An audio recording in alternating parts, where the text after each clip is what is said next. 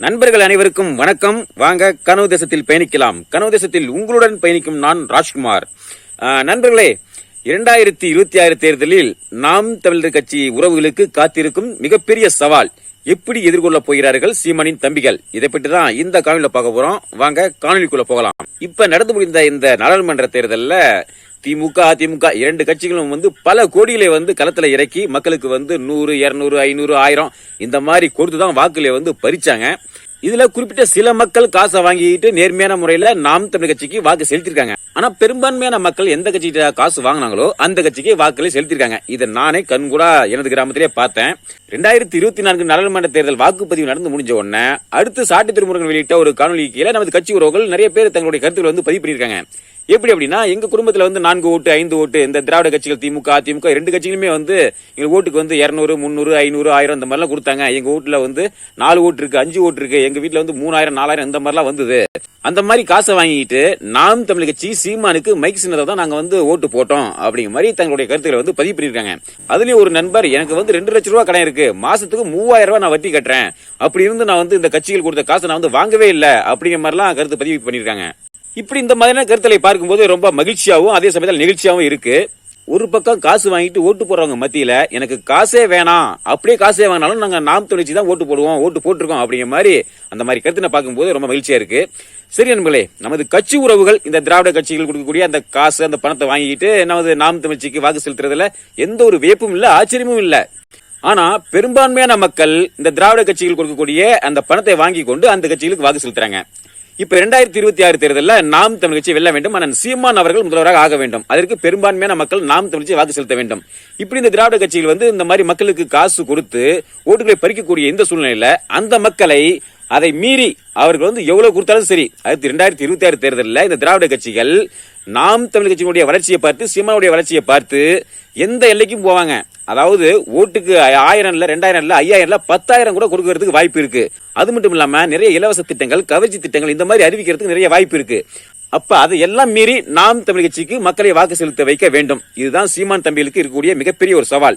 இதை எப்படி நமது கட்சி உறவுகள் சீமானின் தம்பிகள் எப்படி களத்துல செய்து முடிக்க போறாங்க, இந்த திராவிட கட்சியில இருந்து வீழ்த்த போறாங்க அப்படிங்கறதா மிகப்பெரிய ஒரு கேள்விக்குறி.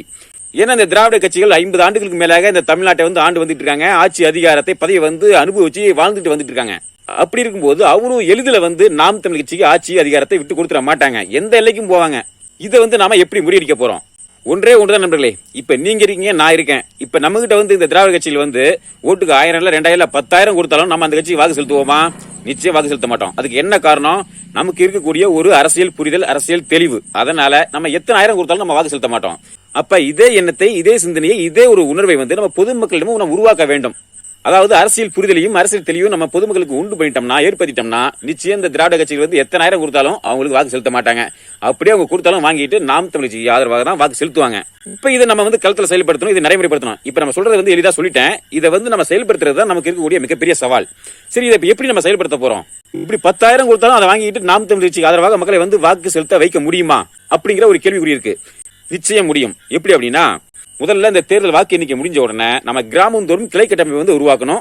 அங்க நமது கட்சியினுடைய பொறுப்பாளரை நியமிக்கணும். இந்த பொறுப்பாளர் என்ன பண்ணணும்? மக்களுக்கு ஒரு அரசியல் புரிதலையும் அரசியல் தெளிவையும் ஏற்படுத்தணும். இந்த ஒரு தெளிவையும் இந்த ஒரு புரிதலையும் ஒவ்வொரு மக்களுக்கும் நம்ம ஏற்படுத்தணும். அடுத்த 2 வருடங்கள்ல நம்ம செய்யக்கூடிய மிகப்பெரிய ஒரு கலப்பணியே இதுதான். இப்படி அரசியல் புரிதலையும் தெளிவும் அந்த மக்களுக்கு நம்ம ஏற்படுத்திட்டோம் அப்படின்னா, இந்த திராவிட கட்சிகள் 1000 என்ன 10,000 கொடுத்தா கூட அந்த கட்சிகளுக்கு வாக்கு செலுத்த மாட்டாங்க, நமக்கு தான் வாக்கு செலுத்துவாங்க. இப்படிப்பட்ட ஒரு மிகப்பெரிய சவாலான வேலையை செய்யறதுக்கு நான் தயாரா இருக்கேன். நான் களத்துல இறங்கி நான் செய்ய போறேன். அதே மாதிரி இந்த கனொலியை பார்க்கக்கூடிய நமது உறவுகள், குறிப்பா இந்த கிராமத்துல இந்த நிகழ்வு நம்ம முன்னெடுக்கணும். இந்த கனொலியை பார்க்கக்கூடிய நமது உறவுகள், நீங்கள் உங்கள் சார்ந்த பகுதிகளில் நீங்கள் சார்ந்த கிராமத்துல நிச்சயம் இதை முன்னெடுங்க. முதல்ல கிராமப்புற கிளை கட்டமைப்பு பொறுப்பாளர் நியமனம் பண்றது. அந்த பொறுப்பாளர்கள் தினமும் ஒரு குறிப்பிட்ட ஒரு நேரத்தை ஒதுக்கி ஒரு மணி நேரத்தை ஒதுக்கி நம்ம ஒவ்வொரு திண்ணை பிரச்சாரம் மூலமா, திண்ணை பரப்புரை மூலமா இந்த ஒரு அரசியல் புரிதலையும் அரசியல் தெளிவையும் மக்களுக்கு ஏற்படுத்தணும். இந்த திராவிட கட்சிகள்கிட்ட மிகப்பெரிய ஊடக பலம் இருக்கு. அவங்க சுவர் விளம்பரம் பயங்கரமா பண்ணுவாங்க, மிகப்பெரிய அளவுக்கு பேனர் அடிப்பாங்க, காசுகளை வாரி இறப்பாங்க, கோடிகளை இறைப்பாங்க. குறிப்பா முக்கியமா நம்ம இந்த 2026 தேர்தலில் அதாவது ஒரு கேள்விதான், ஒரு பந்தயம் தான். அது என்ன பாத்தீங்கன்னா, சீமானுடைய கொள்கைகளா திராவிட கட்சிகளின் கோடிகளா?